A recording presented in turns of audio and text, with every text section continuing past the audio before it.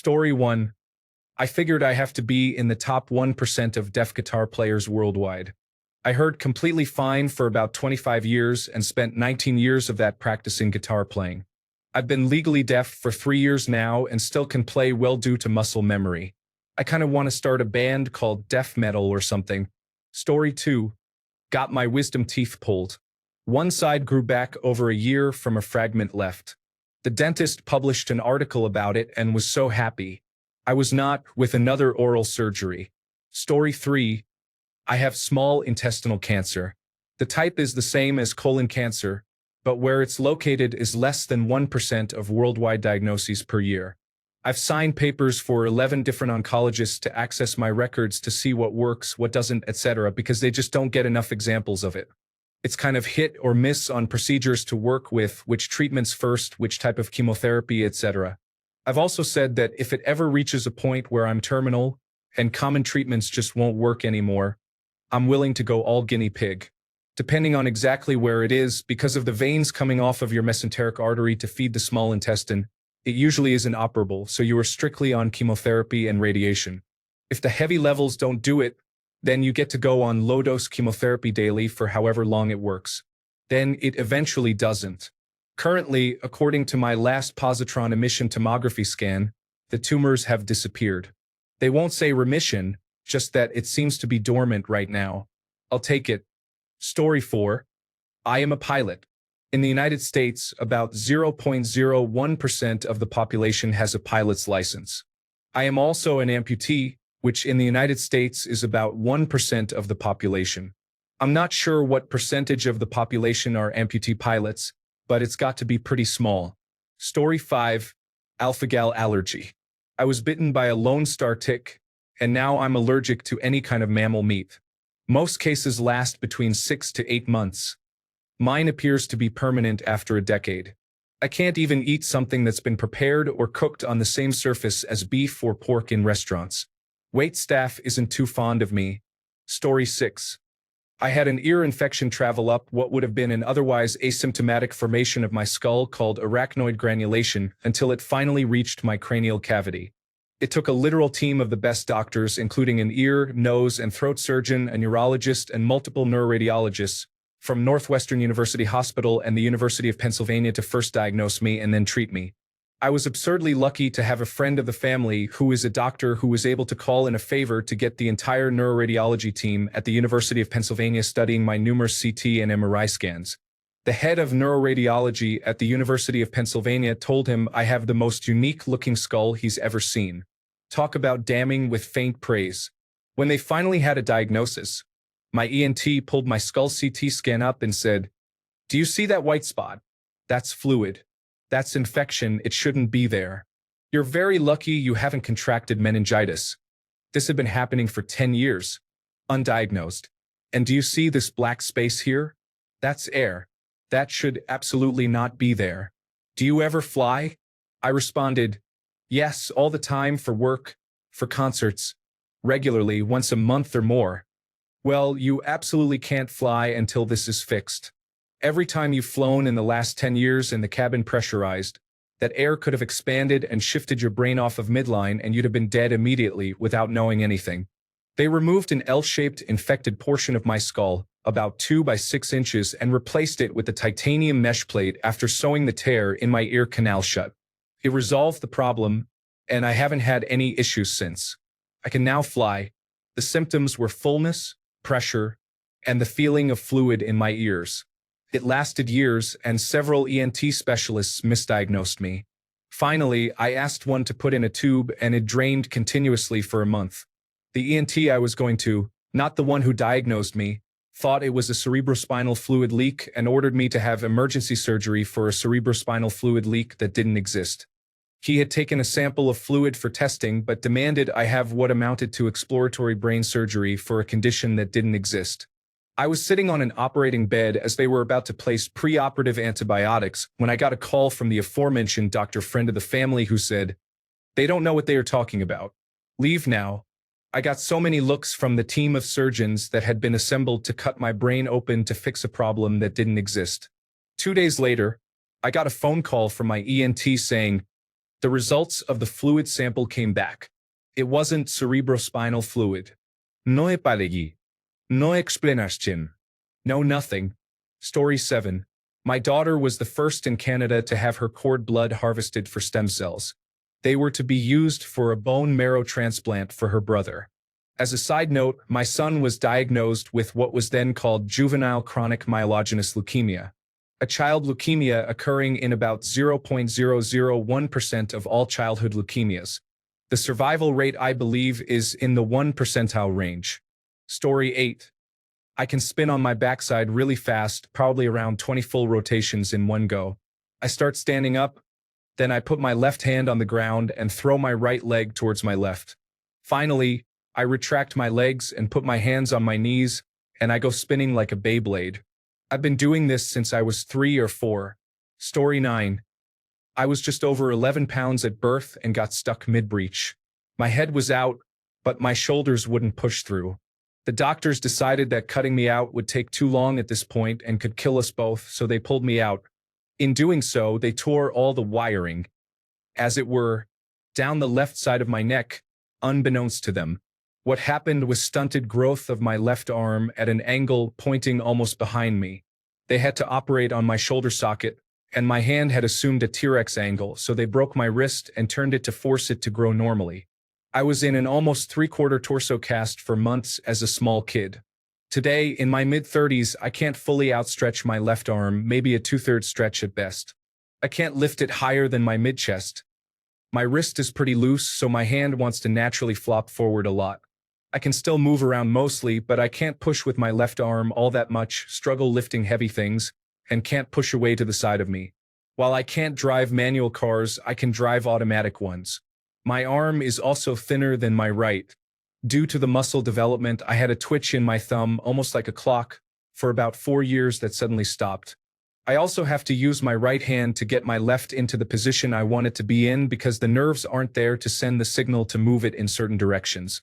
You normally just move your arms, but I can't. It's like trying to move a part of you through telepathy.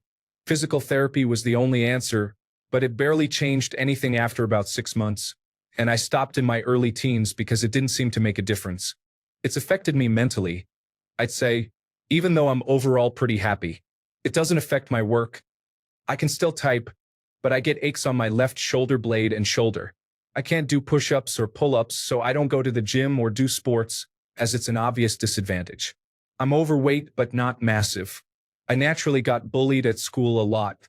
I'm so used to hiding it that it's muscle memory now, even though I'm at the stage of my life where I can say, yeah, this is me. Deal with it. But because I don't work out, I stop swimming or doing anything with my shirt off in public. I say it's a pretty rare case. I don't even know what the condition is called. I need to see a doctor about it, as I was born in the 80s and medicine has changed so much. I'm just so used to being this way, I've never really pushed to get answers. I've thought about it more since the pandemic, but obviously, doctors aren't exactly seeing people right now for non-emergency stuff. Oh wow, my inbox exploded overnight. Thanks so much, everyone, for the support, rewards, and helping me see that this isn't actually all that uncommon. I just have a case where it wasn't fixed in time, or more to the point, was a direct result of being pulled out, and it didn't develop while I was in the womb like some palsy can do. Yes, I've thought of suing over the years. My parents thought the same, but this is the United Kingdom and the National Health Service. My cousin was a nurse at the time and suggested against anything in court because back then the doctors would band together against us, saying it was the right call to be made at the time and circumstances, and that I'm an accident and just had bad luck. I haven't contacted any lawyers about it, ever, but some days I wonder if I should, given the sheer impact on my life physically and mentally due to a bad call by a doctor.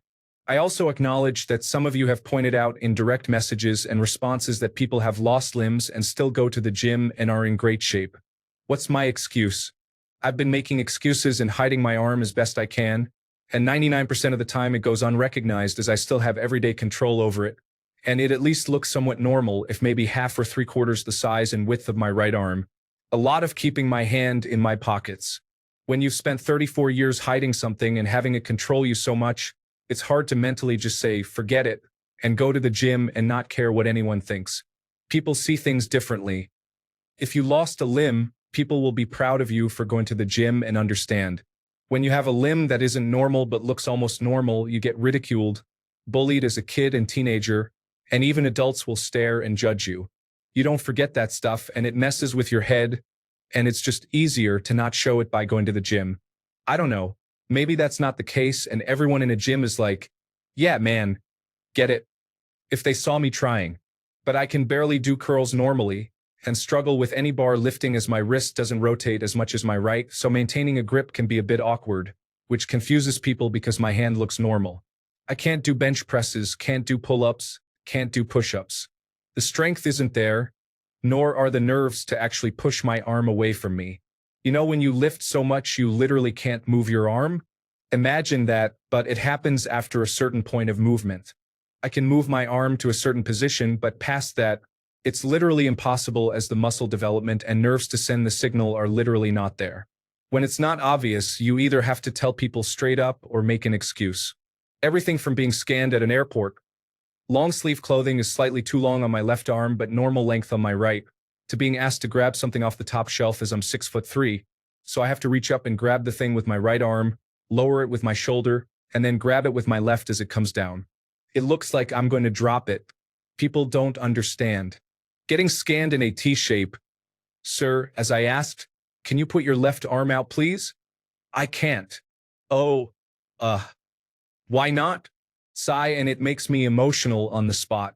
I don't know, maybe it's all excuses and I need therapy, but seeing a consultant for my options will be a start. Maybe surgery can help, I don't know. I've lived so long with it that it feels weird doing something about it for once instead of hiding it every time I head out the door. I literally pick clothing that makes it easier to hide my arm, pockets, long sleeves. I love jackets, of course. I hate summer as it's shorts and t-shirts and it makes it more obvious to me. Story 10. I can swallow my tongue, or rather, put my whole tongue in the hole to my nose, where the nose and mouth come together. Apparently, my ear doctor said that none of her colleagues believed her when she said she had a patient who could do that, so I had to do it while she was filming so she could prove them wrong. Hilarious to have my doctor shove her phone in my mouth. Story 11. I have an autoimmune disease that's so rare nobody knows what it is.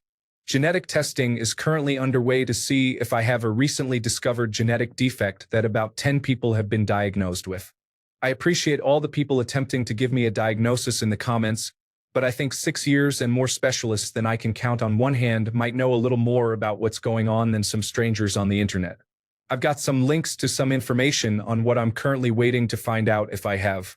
It's called Infiltrate 8, and it was named by one of the first people diagnosed with it. Story 12, Spades. I am actually in the top 0.06% and used to be number 1 out of 43,000 players. So I'm like one of the top billionaires in the world, but in spades skills. So that earns me about $0. Story 13.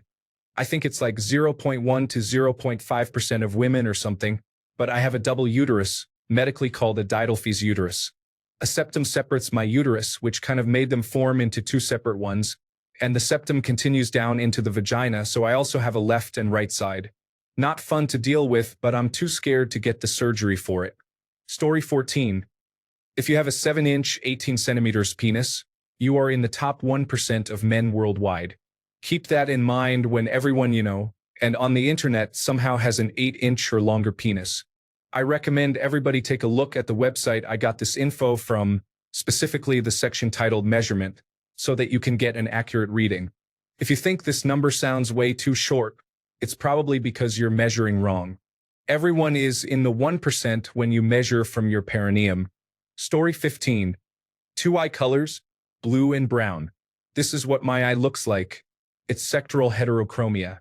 Since this is getting a lot of attention, the condition is called heterochromia. There are different kinds of it. Some have one color for each eye. This is called complete heterochromia. Some have a different color around the center, known as central heterochromia, and some have sectoral heterochromia, which essentially looks like a pie chart. Come visit the heterochromia community if you have it too and post a picture. We love to see our heterochromia friends, or if you just want to check out some eyes. I also have something called Alice in Wonderland syndrome that distorts my vision. Objects appear much smaller than they actually are. For example, a phone can seem as small as a penny. I don't think my eye color causes this, though. This only happens about a few times a week for about 10 to 15 minutes each time. Sometimes it can be longer than that.